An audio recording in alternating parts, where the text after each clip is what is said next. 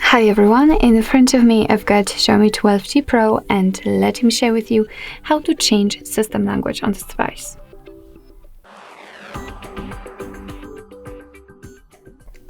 So first of all, let's enter the settings, and here we have to scroll down almost to the very bottom to find the additional settings. Now let's tap on languages and input and enter languages. And as you can see here, we've been transferred to the full list of all available languages from which we can choose.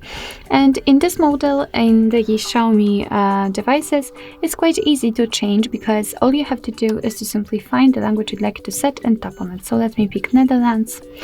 As you can see, it was immediately marked, and we just got back to the previous page, and from now on the whole system, the whole menu will be in the chosen language.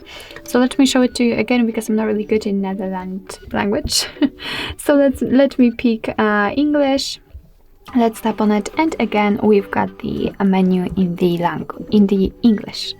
So in the language you've just chosen. So actually that's all. This is how to change system language in your Xiaomi 12T Pro. Thank you so much for watching. I hope that this video was helpful, and if it was, please hit the subscribe button and leave the thumbs up.